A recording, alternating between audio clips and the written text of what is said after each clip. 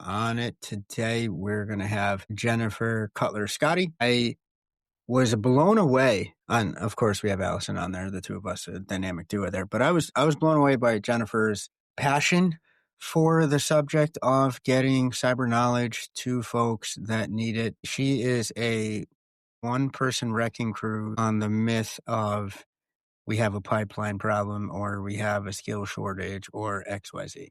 She definitely gets into exactly what the problems are and how to best address them in order to get skilled individuals that want to break into cyber jobs, and therefore ameliorating the wild, rampant burnout that can be evidenced in the cyber profession.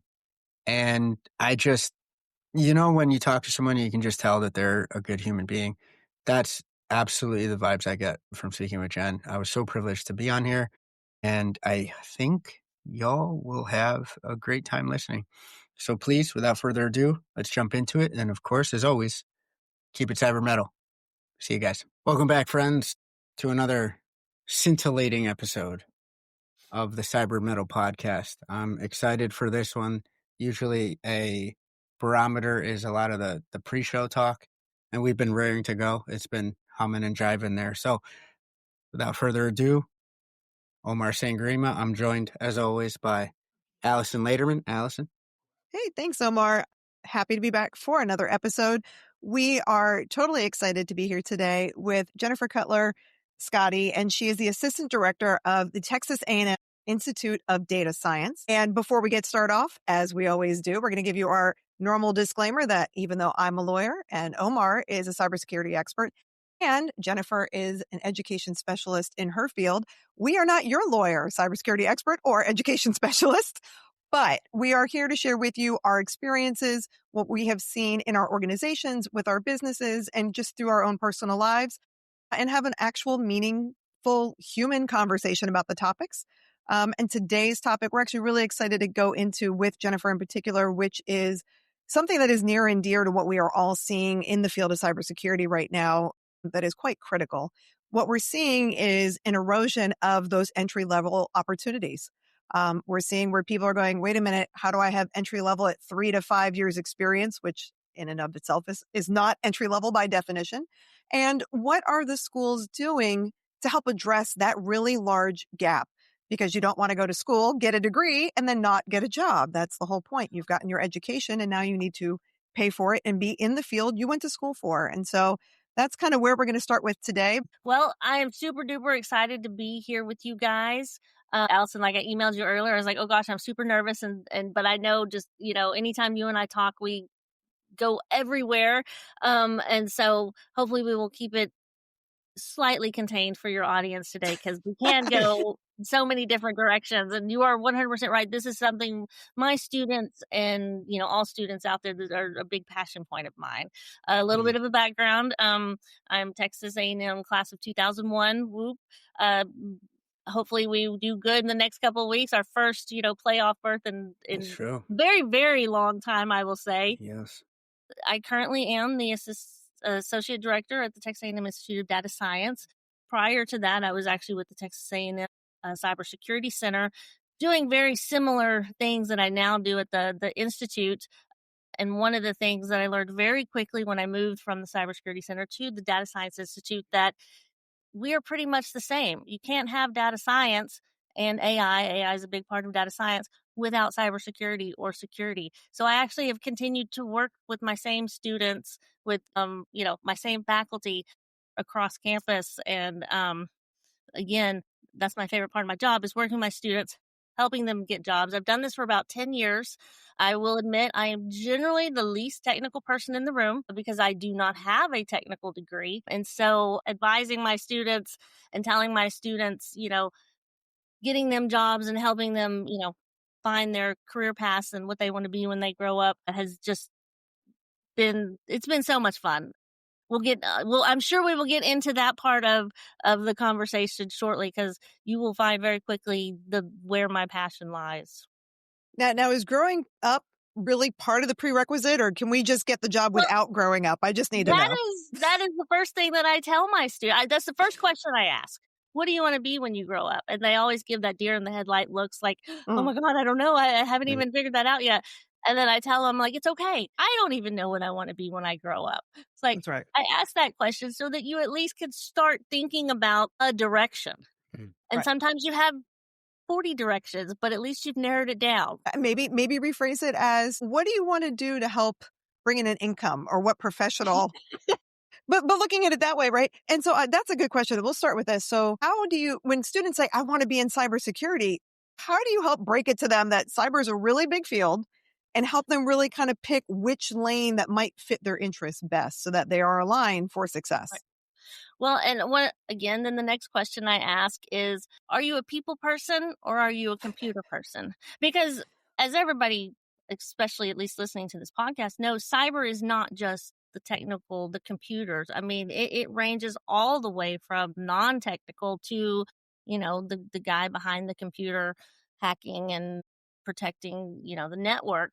And so I always ask them, what do you enjoy doing? Do you enjoy being the guy behind the computer, creating the network, securing the network? I said, or do you actually enjoy being the person in the front office, telling the CEO, hey, we have a problem. We need to spend this much money to fix it. Or, hey, this is, these are things that we need to do or change, policy, making policy and laws and regulations.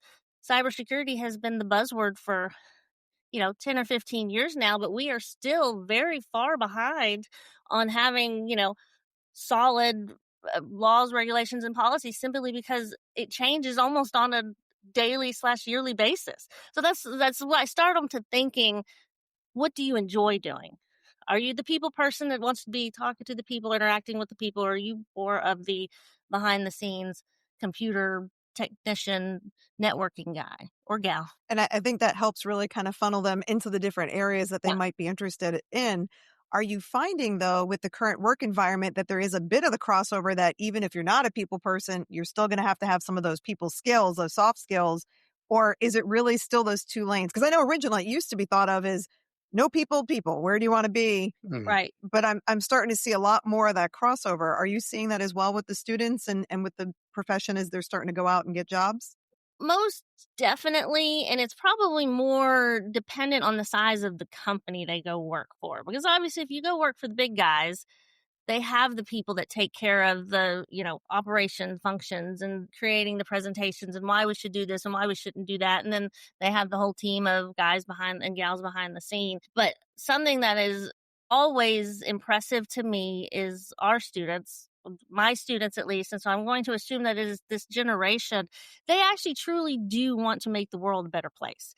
And that they are realizing and they are seeing that it's the small to medium companies that need help and that need people with, their skills that they are getting and growing. And so they are learning.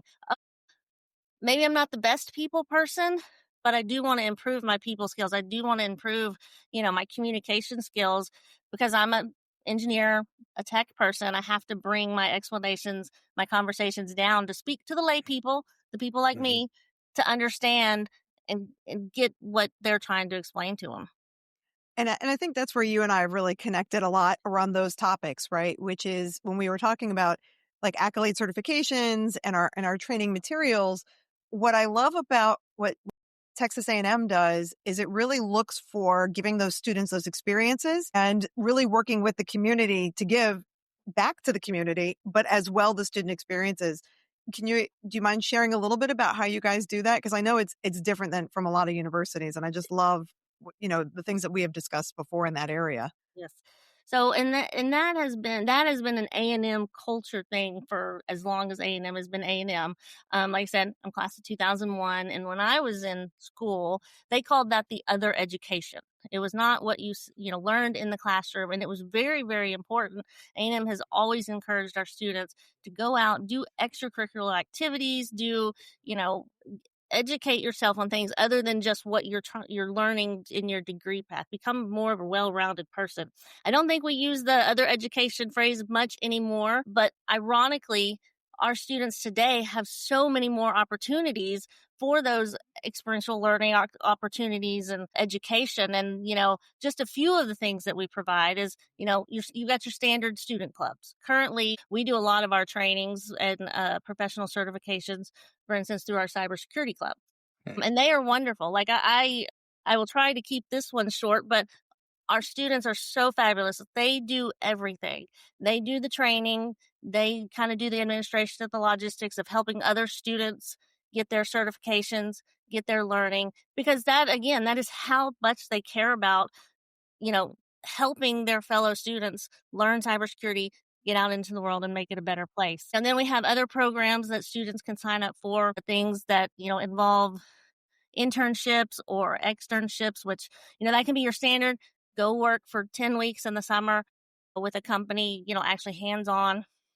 One thing that we really try to do, especially, is all of our research projects. And this is something that I have to attribute to our faculty, because our faculty do see it as important for our students to get that hands-on experience, is including students in the research that they are doing. So most faculty, if not all of our faculty, when they are writing a research grant, when they are doing a research project, they will have 1 or 2, sometimes 5 or 10 students, and not just PhD students. They will have undergrad students working with them to figure out these world problems that they're getting lots of money to solve through grants and stuff. I love that. And I know that, Omar, you've got your place of business. I don't know if we've mentioned it or not, right? The company, but you guys do a lot of internship opportunities. You want to share a little bit about kind of what you guys are working on?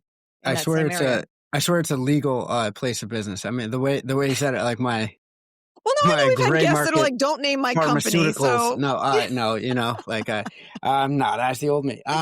No, we have one of the things that we I think we just got tired of, and I was very excited that the HR department at MSK said, "Hey, let's do this." Was apprenticeships. The one thing that triggered me. I hate using the phrase, but it's so apt in so many ways, right? So I'm in that in between generation, but it's prepare. You said preparing the students.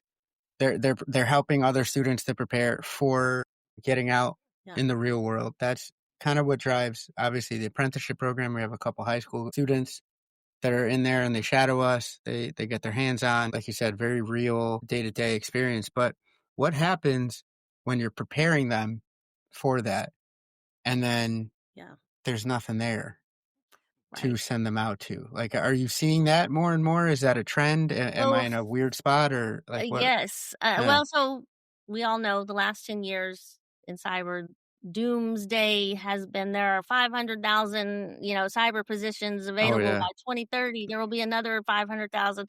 That has kind of been the repeated, and it's true. It's not just somebody trying to, make us all feel like the world is coming to an end because we're not gonna be able to protect, ourselves cyber wise.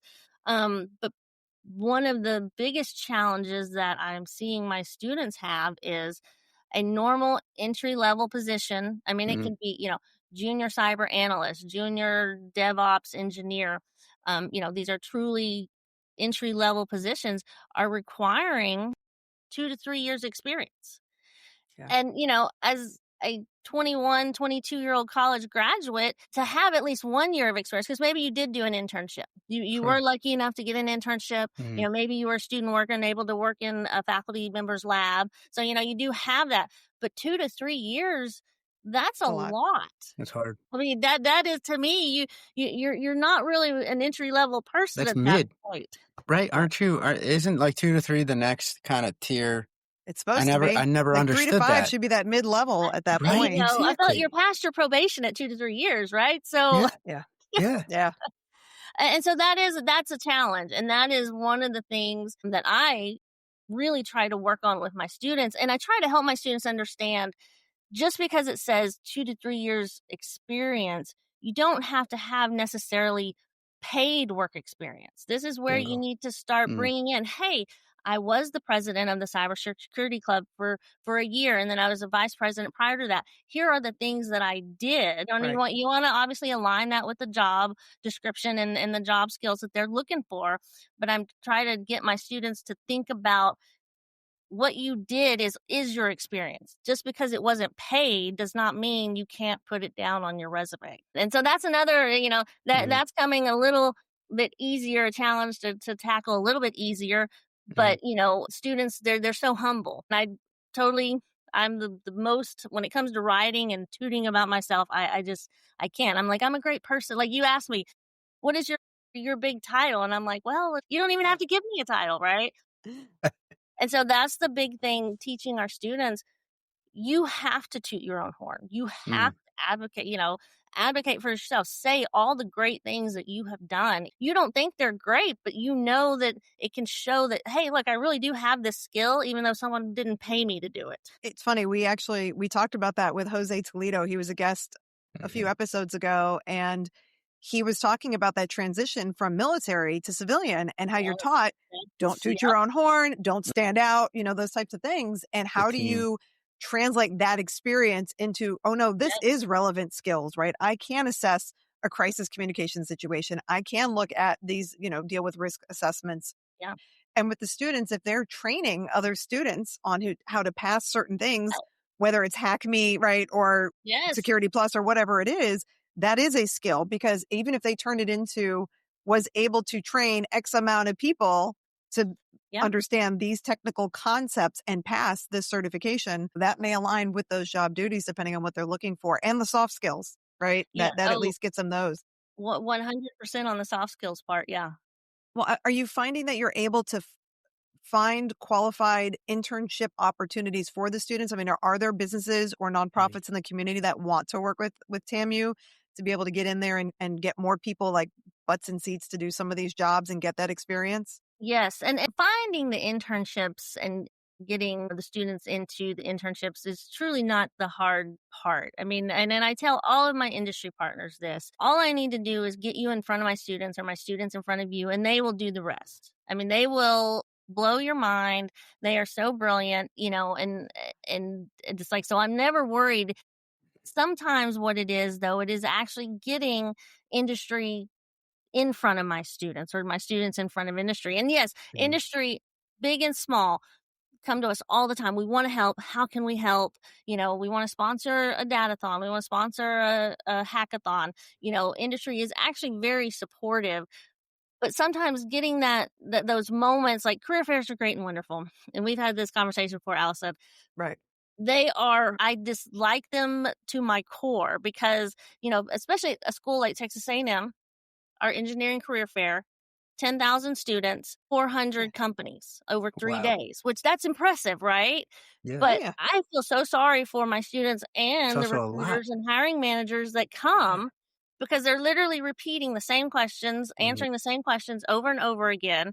They might be there looking specifically for a cyber student, but they're going to get 150 resumes from engineering students in general. So now they got to go through the resumes, which, I mean, AI does help that, but that doesn't give you a sense of who the student is. What we really need industry folks. And I tell all my recruiters, I tell all my hiring managers, I tell all my alumni that call me and are like, hey, how do I give back? How do I help? Come talk to my students. You can give a presentation. We can come just have a dinner, and and let them talk to you and you talk to them, because they're a whole different person than they are in an interview, than in a career fair, than even in a recruiting event specifically to that company. And, and then the students are also getting that opportunity to ask the questions. Hey, I'm interested in this. I want to do this for a living.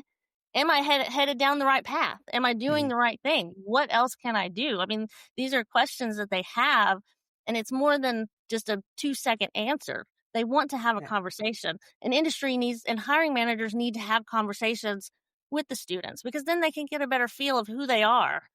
Anyway, that's my strong opinion on that one.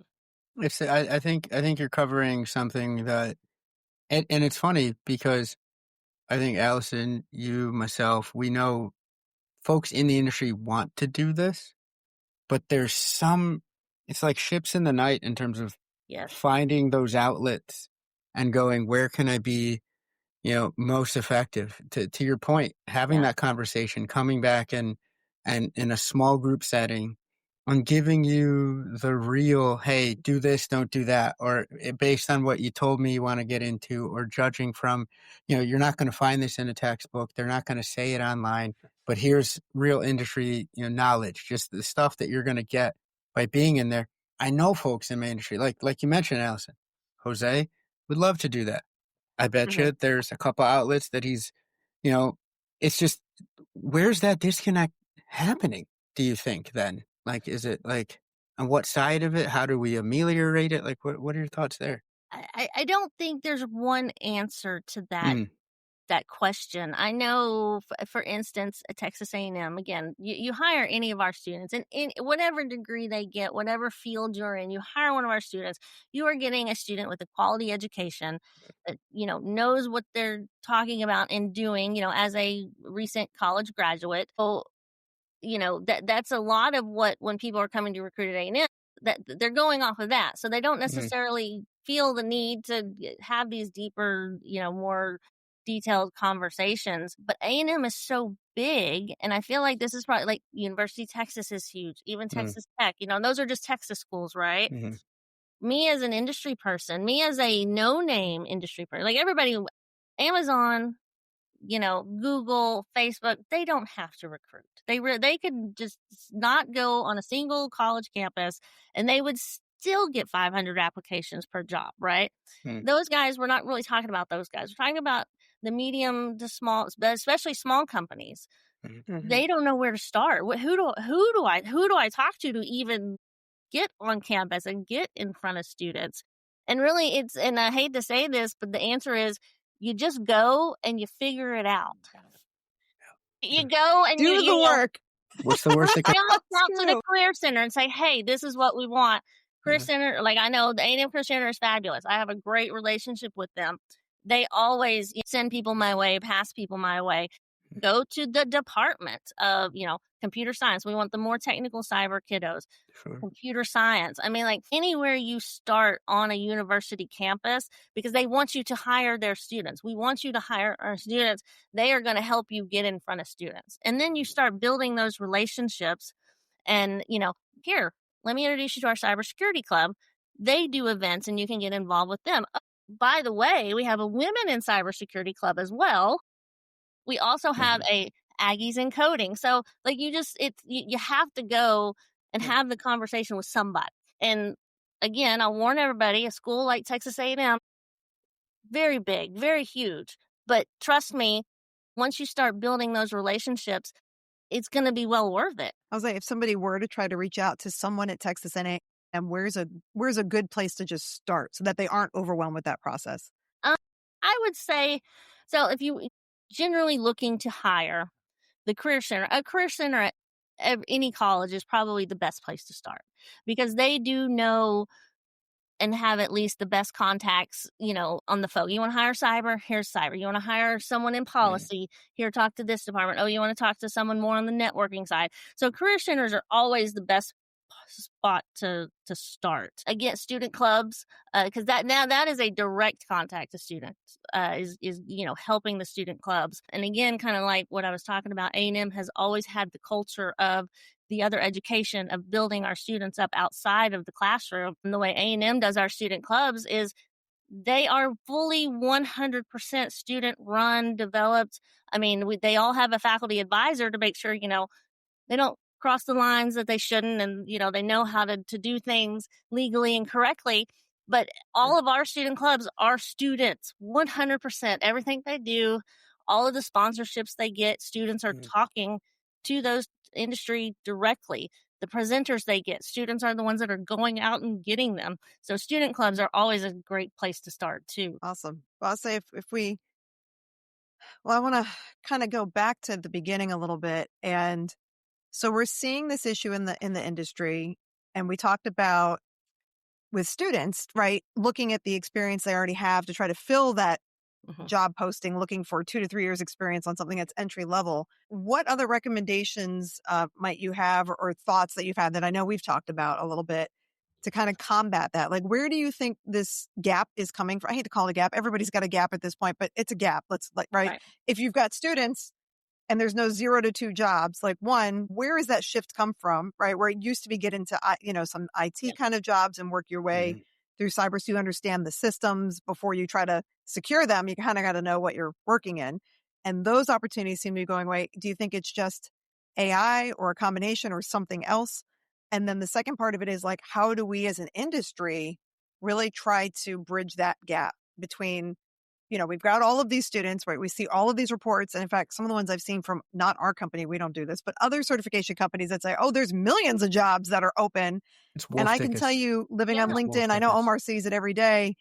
No. We're seeing tons of people, especially high-level people now. We see entry-level people saying, I can't get a job. I can't get an internship. I can't pay my bills. And we're seeing high-level people going, I've been outsourced and downsized and let go. And so it's an interesting disconnect between what some people are putting out as there's these jobs and then other people going, there's not. And yet we know there's a need. We know our businesses, especially small, medium businesses, are not cyber resilient. So it's a weird mix of numbers. How do we as an industry really start to look at the problem? Kind of what lenses should we look at it? And then what are some solutions of trying to get this more in alignment? Because there really does seem to be a huge disconnect between lots of jobs, not a lot of jobs, people without them, and companies that don't even have the positions or even the outsourcing for those, but probably should be, right? So there could be jobs, but they're not currently there.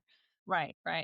So I think the leaning towards an entry-level job is 2 to 3 years experience minimum kind of started with no companies, think back 10 years ago, 15 years ago, they were not cyber ready. They were not cyber resilient. They were not, it was, we're going to cross our fingers and hope for the best and hope, that is, it sounds 10 years ago?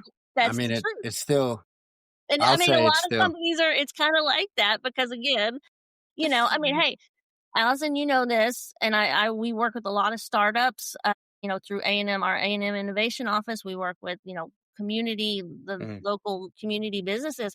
A cyber assessment of your company can cost $30,000 to $40,000, and that's just to say you really need to get you some cyber security on your system, right? That's going to stick with me because that's truly what you end up getting at the end of this is like, here's 30 racks. And by the way, it's worse than you thought. You can pay me to do better. Yeah. Call me later. No, exactly. But is there an opportunity though for students to work with some of the local small businesses to not charge them 30 grand and use it as a training experiential exercise with a platform like something like Mirror IQ that is secure, that isn't using AI, that's making the students think through the process, apply the GRC concepts, and at the end of the day, have the ability to give some recommendations for a company who otherwise wouldn't have access to any of that, something to think about as to how do we plan for resilience for the organization? And the answer wholeheartedly from me is yes. And in fact, one of the extracurricular type things that we have done, and it is not a permanent thing because education, higher ed, academia move very, very slowly. So even just to create a class, it's going to take me 2 years to get it to create the curriculum, get it on the approval list, get it through the approval list. But we do have ways to kind of get around that. We can do special topics. We can do, seminar classes. So we have actually done a class. We went out into the community and we looked for a small business and said, hey, if you are okay with students doing this with faculty expert, oversight, of course, if you are okay with students doing this, we're going to do it at no cost. We're going to give you a report at the end. We're not going to help you afterwards because that's not what we do, but you're going to give our students hands-on real life experience of what this is. And, you're going to get confirmation that you need more cybersecurity. So we had several small companies come in and say, yes, we would love this. We picked one because the class was going to be small. And it was a very small company. It was a local company. I think they had 6 employees. One of the reasons that we had chosen them was because they had actually been hacked and the owners had some of their retirement basically stolen. Oh. And so, they were very desperate to be like, how do we keep this from happening again? Right. So, and our students loved it. And I think the biggest impact that this made was the students saw how non-cyber secure a company, specifically a small company, is. Again, it was just like, we change our passwords when we need to. Yeah, we, And then we we put them locked on a the Post-it server up. and put it under the keyboard. I Hang it up. mean, and the students, they Huh. really got to see not the importance of cybersecurity, but then the importance of knowing where your vulnerabilities are. And they did make recommendations. Hey, this is one of your vulnerabilities. This is something that we recommend. But then they also, that kind of talking about that people side versus the tech side. It's like, how do you explain this to a person who, they don't have the money to go pay for, this huge security software to protect everything, because even if they did, they don't necessarily have the skills to install it and How are they going to admin it? maintain it. And, and so that within itself was a huge value. And so that's something that we want to do more of. But again, it's kind of one of those, we can't just put together a class because, our faculty, it's their time, their money, the students, some of the things, our students have to fit the class into, they have a core set of classes that they're supposed to take. There are set classes that they have to take, with their degree. So taking that extra class sometimes is not necessarily possible. So that's why we would want to really get it into the whole, permanent class roster. But again, we're working on stuff like that, and it does take time, and there's not a quick and easy button is to No, I think that's accurate. This is a long-term problem that it took a while to get to this point, but now it's just very loud. And so we're seeing it, and it's not a quick fix. And I think the fix really is on multiple levels. I think that's brilliant that the students can get in there and see the human side of risk and resilience and the challenges with that, because it's not always money. It's sometimes like, don't push that button. Like, no, I know that don't push the button, but there are some things that you kind of go, wait, what are the humans doing in this particular work environment? What are they not doing? What bad habits have they picked up? As in, what browsers are they using? Are they turning, or do they know to turn the basic things on and off? Are they working with a local IT company to patch the computer systems? Is there someone monitoring the traffic at a bare minimum to see who's doing what, where, or if somebody's accidentally clicked a link they shouldn't have? And now is there like an abnormal traffic pattern because somebody's, coming in ways that they shouldn't be? And for the students to really see that, and theory is great, but when you get to like sit with a real company and you're like, oh, I didn't think that through. Humans, I think Omar can attest to this. Humans will always not surprise you and surprise you with the level of, what, did you just do that? No, exactly. Well, then that exactly. But then also, yes, we know it's a problem. Yes, we would love to fix it, but we got 10 other things that we have to spend our money on, that we have to, fix before we even think about thinking about that. And that's critical thinking, problem solving. I mean, that's prioritization. And even some of my students that have gone to larger companies, I mean, obviously for a larger company, it's a little bit easier because they do have more money, more people, more resources. But to actually see, I can't just go in and do this. I have to get approval. it has to be paid for, or, the solutions that are out there don't fit this company, this group, this as well as they say it does, or we all thought it did. They need something else. And so that's always, and that's always getting students, again, I can't say it enough, into real world scenarios, activities is probably the best experience for them. And just as we all know, we're old, right? We've had multiple jobs. We've lived our lives. We know plans are great and wonderful, but it never turns out the way you think it's going to turn out. And the way they say it is, you get there and it's never that way, right? It's ever. What our students need is they need to see that, the book is great, but it's not always 100% accurate. Well, and again, if the classes, though, think of it this way, right? If it takes 2 years to make a course, sometimes the material and the information is a little bit outdated by the time you go into real practice. At the speed that technology is evolving, old books from 4 years ago aren't really talking about AI security issues, right? That's just starting to come out. And even though people are starting to talk about it, as far as textbooks go and stuff, it's still relatively new in those areas.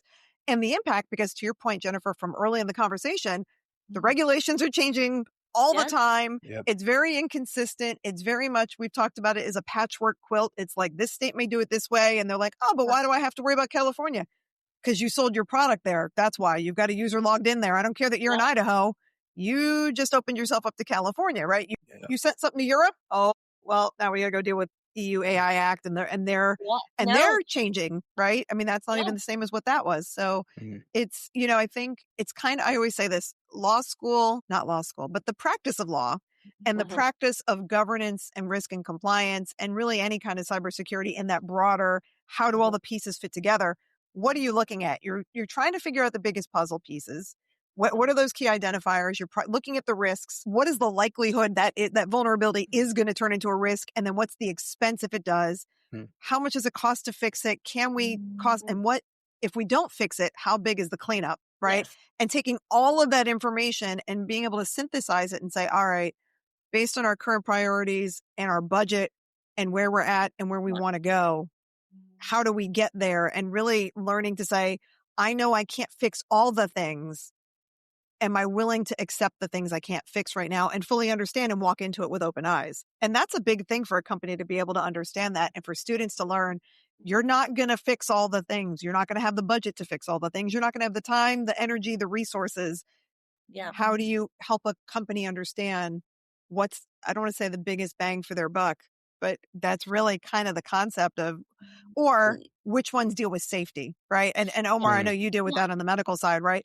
If there's security issues that actively harm people, doesn't matter what the cost is, that has now taken a priority level over inconvenience, depending on what the pieces are. And if I'm out of line, Omar, tell me. I don't want to put words in your mouth because your experience is... But I also think that ties back to what Jen is saying, where before, I learned what I learned about cyber, did the courses, got some schooling.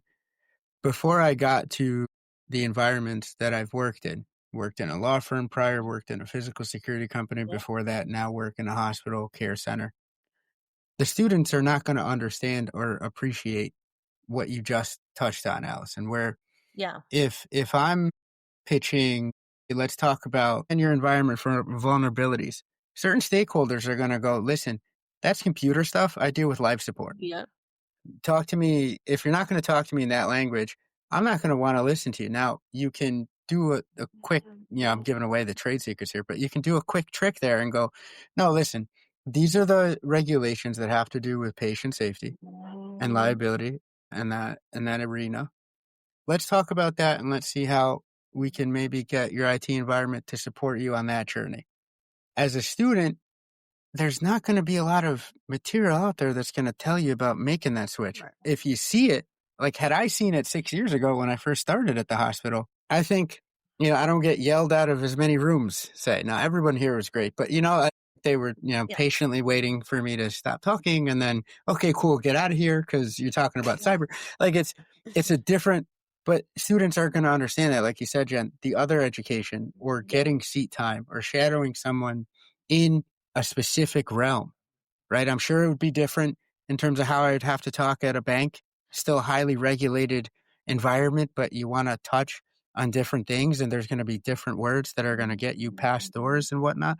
So I love what you're doing. I want to make it internet official. If you need an extra set of hands, reach out. I'd love to help with that also because it goes both ways. I'm sure some of the folks in industry that jump in probably come back to you and say, hey man, that revitalized me. Like this is amazing seeing the energy, right? Yeah. Yeah. Well, I will tell you again, my students blow my mind and impress me on every day. And that is probably like number 2, number 3, exactly what you just said, getting industry here, getting people to see my students. And we're all, again, not to harp on our ages or anything, but you get jaded, you get, cynical, and there's the whole, this younger generation, or I can't believe these are the ones that are taking care of us, right? I actually have hope. I mean, like you come and you talk to our students and again, Aggies are great and wonderful, but they're all across the country because I go to conferences, I go to competitions. And so I get to see more than just Aggies. So as much as I like to say Aggies are the best, they are all really good. They are thinking of these problems and they are seeing these problems and I have so many students that have started their own businesses or they've come up with ideas of if you do it this way in your network, it's more secure. And it's kind of like, I mean, someone like you, Omar, who's been doing this for how many years would go, oh my gosh, wow, why I didn't even think of that, Exactly. and so they just need that chance to, again, that goes back to the importance of get the students in front of you, get you in front of the students, and the students want to learn from you. I mean, they're sponges, and it's like you can tell them so much, and they're just like, if you tried to have a podcast with a group of my students, you'd probably need a week just to record it and have the conversation with them. They'd have a whole different perspective. Everything that we have talked about, my students would have opinions and tell you things, and there would be a whole different perspective than what I'm bringing. Even that sounds like a future episode, huh? I was going to say, well, I wasn't going to say anything, but, I could probably get you a few students to do that. That sounds phenomenal. I love doing that. We are open to that. I mean, what you mentioned, for sure. And I have freshmen, and it's not just, they spent 4 years getting their undergrad or maybe they've even got their master's. I mean, I have freshmen that are coming out of high school. And again, I'm just like, I feel I was smart and I was intelligent in college, but I'm like, wow, you are like, a superstar. And that's kind of another point that answers several of the questions you've kind of asked throughout this is we need to go back further. College is great and wonderful, but we need to go back further. We need to start talking about these things, even if it's just talking about the importance of cybersecurity in high school and in middle school. Because I mean, my students come to me, and I have lots of students that exactly what you said, Alyson. I want to do cybersecurity. Well, okay, what do you want to do? Because they've heard about it, they've seen it, but getting to college or community college or 4-year higher ed institution is the first opportunity that they get to actually learn about it, figure out what part they want to go. Do they want to go policy? Do they want to go technical? We got to step back and go further back and start in high school, start in middle school. And lots of school districts are. And I realize there's not an easy button on this because money, teachers, resources, time, I mean, all of that. But not to, get on my doomsday horse, but our lives depend on this, especially with AI coming up. And I mean, no, the computers don't run the world yet, but, AI is going to be a big part of our lives from this point forward.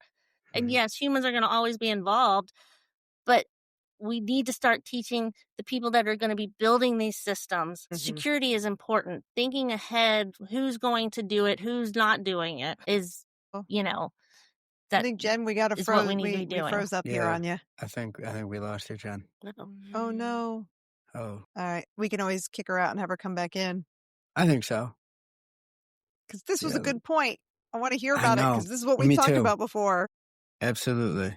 So let me see if I can. Oh, there you are. Yeah, okay. You're back. There we go. So, no, as you were saying, you froze in the middle of that. Something so profound and I know. We were like, I missed it, right?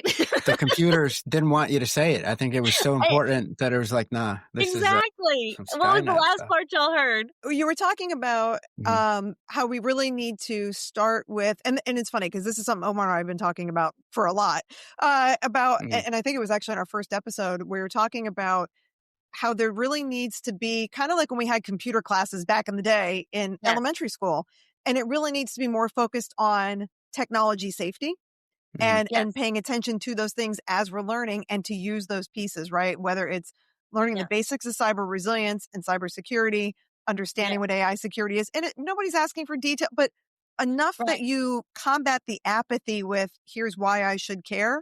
And here's the basic hygiene we should all have when it comes to cyber. And if we don't start that early, it's really hard to get people to care later on when they're like, I've made it this far without it until it kicks them in the nose. Right. Exactly. And so that's actually what you were talking about was education starting earlier. And it's not even just necessarily, security. I don't need, watch what I put on my Facebook post. Be careful. Hide the Post-it note under my computer instead of just putting it on the desktop, right? In our technology courses and curriculum, security should be taught first. When you are creating code, when you are creating a system, when you are building a network, you should be thinking about security. What vulnerabilities do I have at this point? Because up to this point, every cyber and security has always been the aftermath. And we're always doing a Band-Aid instead of, and so we're not really fixing the problem. And so that's kind of the importance of you step back further in, high school and middle school, get them thinking about that as they're learning to code, as they're learning to build the networks, as they're learning, it's second nature at that point. And that's important because, again, AI is a big part of our lives, and it's going to just become a bigger part of our lives. And these are the kiddos, my students. These are the ones that are going to be building the AI of tomorrow. And we need that put in before it's released. And then they go, oh, crap, we totally didn't think about that. Yeah, you can't put the genie back in the bottle. Yeah. So you're absolutely right. We need to educate them and have that basic understanding so that we can answer the question of just because I can doesn't mean I should. Which, and I was going to say, then that goes into so many more questions and things that our students will think of before, I have lots of students, bless their hearts. They're brilliant, they're smart, and can I do this? I'm like, well, you can, but you probably shouldn't. Yeah, exactly. There's a lot of that in life. That's a life lesson right there for a lot of people in a lot of industries. I was saying before we close, kind of tie this up because we want to be mindful of your time, and we very much appreciate you being here. Where do you see, as far as cybersecurity jobs are going, what are the kind of the hot areas that you're seeing more interest in, more development in, especially as far as the industry goes?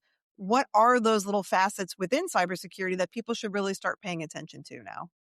So, and this is slightly, obviously, I work for the Institute of Data Science, but talking with my industry partners, I'm hearing this from them as well. Again, AI is the future. AI is the now. AI is the future. But again, you cannot do AI. You cannot do data science without cyber and without security.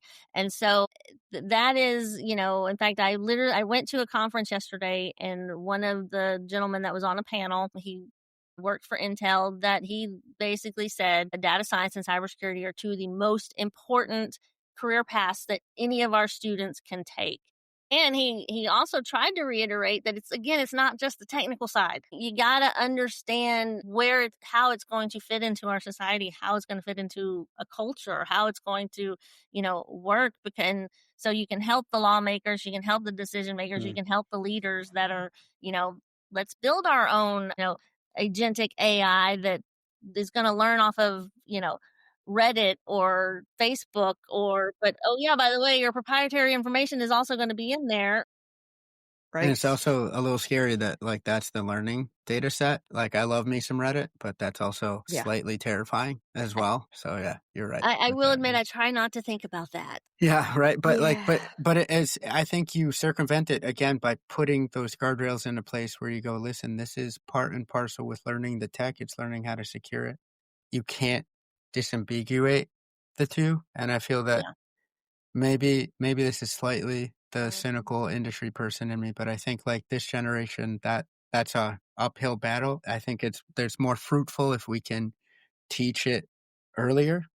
And then hopefully that generation comes through and says, I don't know what y'all have been doing, but this is how we should be thinking of this. How did y'all survive before you were doing this on a regular basis? I ask myself that every week. I just go, how are we still here? Ran around the neighborhoods and drank hose water. I mean, that's very true. I used to step on rusty nails on purpose just for toughness. Right, exactly. It's like I didn't wear a bike helmet or wear my seatbelt, but car seats, sat in the back of the car going backwards without a seatbelt. Oh, that's what.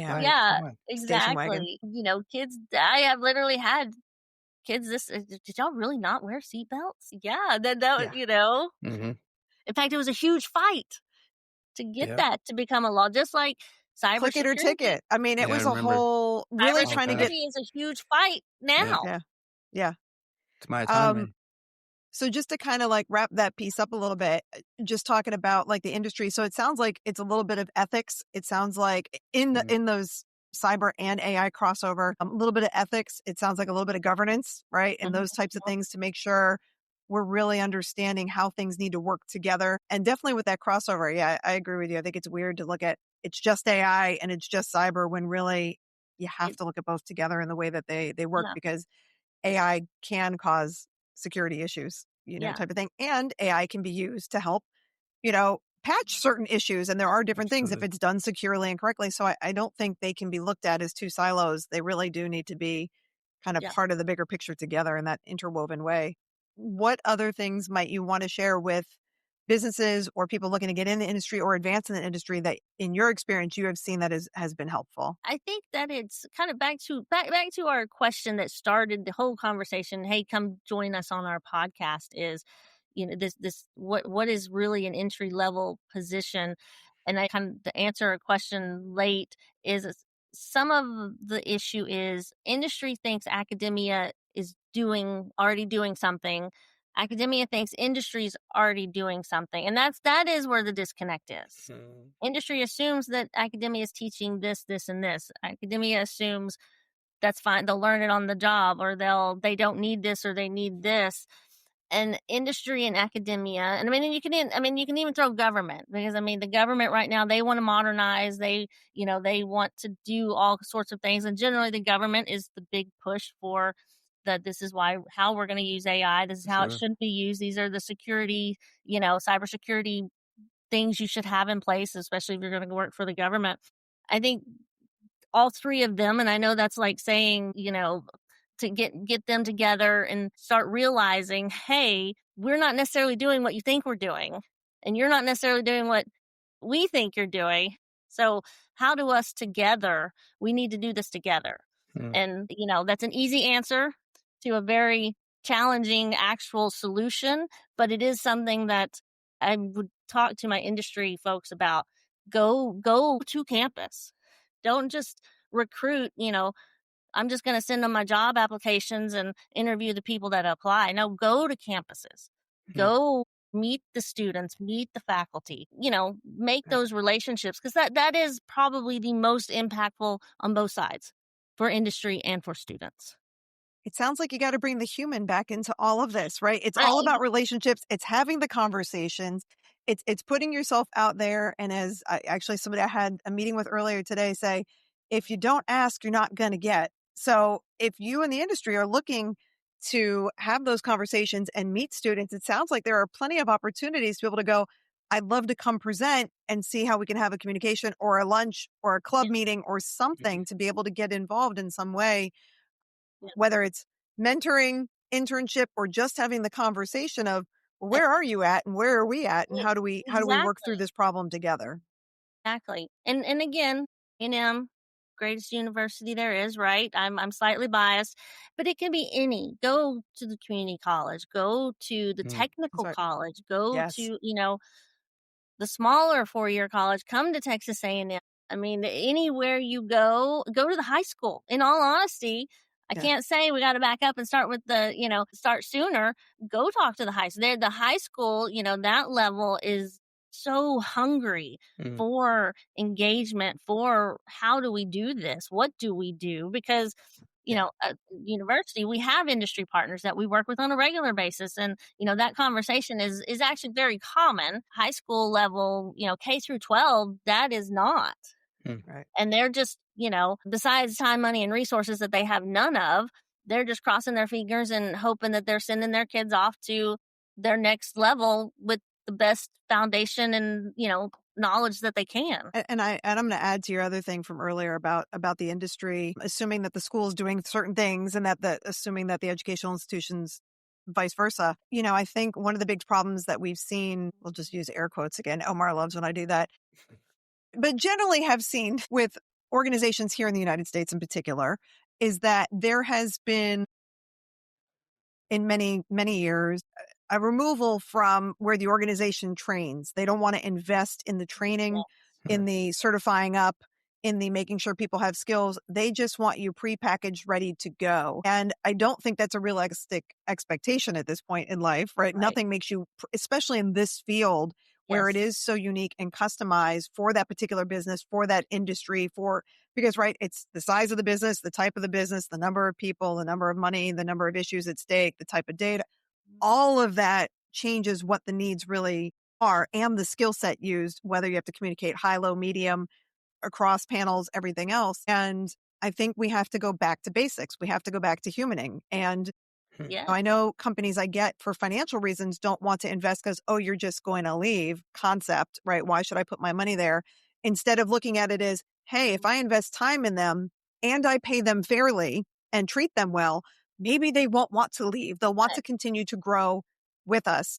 And if my philosophy has always been, if I train you and you do, I want to train you well enough that you have the opportunity to leave, but I want to treat you well enough that you don't want to. Right. And if there was more of that, I think there would be an easier, a shorter time fix on this, honestly. Yes. But there's that, you train them. No, it's like Omar says, the Scooby-Doo. You do it. You do it. You do it. Yeah, And it's Well, just, I mean, and nobody you does could it. not be more right about anything. Training when the economy is down, a company is, needs to save money. Training is one of the first things that they First cut. thing. And even, I don't want to call it the social stuff, but even the things that raise people's morale, that makes you feel like a community within your company and you want to stay there. That's always the first things that are cut. And in my mind, that is the complete opposite of what you should be doing in times like that, obviously. And yeah, and I sound like an old person when I say this generation, they want to know that you want them there. Yeah.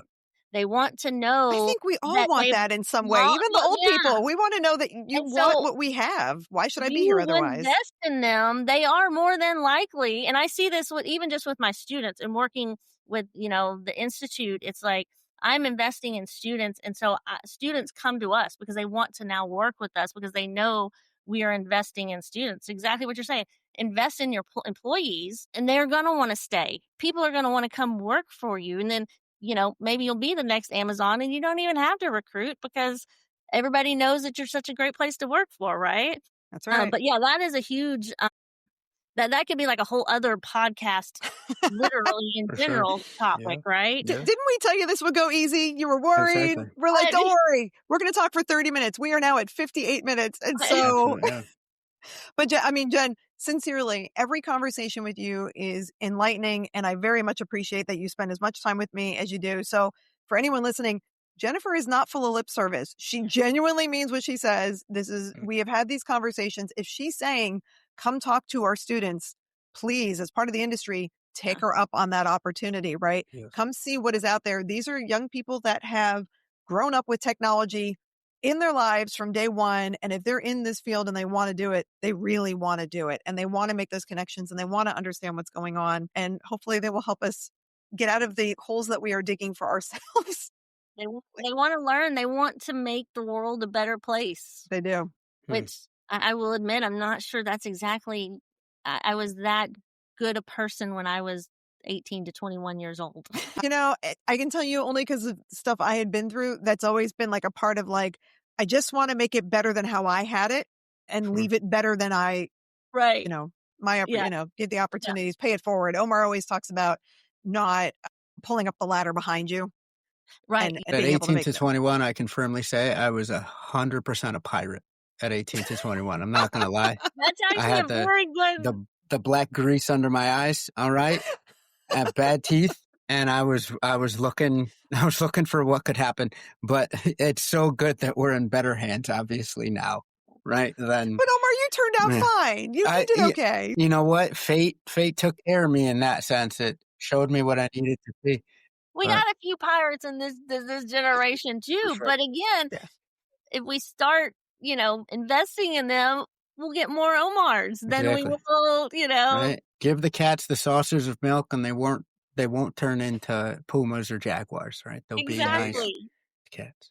Build more Omars. I think that's the that is our new motto. Don't do that to the world. Omars. Trust me. One of one is plenty. Ask my family. With that being said, Jen, it was an absolute pleasure.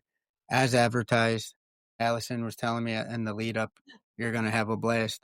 I feel this won't be the last time. I hope it won't be the last time we jump on because, like you said, there's a ton of different places that we could go. So for anyone listening, if there is a topic that you want us three to get into, or if you want to reach out to Jen based on the please come see the students A&M, please reach out. We'll be more than happy to facilitate. But thank you, Jen, so much for the time. It was an absolute pleasure. Well, thank you guys, because I will admit, Alyson and I have had numerous conversations about all of the similar stuff and even longer conversations. And sometimes I just feel like I'm a babbling, No, recorder. And no, this so is it is beautiful. nice to know that Yeah. people do care and want to listen. This was needed. This was a needed conversation. I hope to be the first of many, Jen. Thank you. Yes, definitely. Thank you guys. All right. Take care, everyone. Till next time.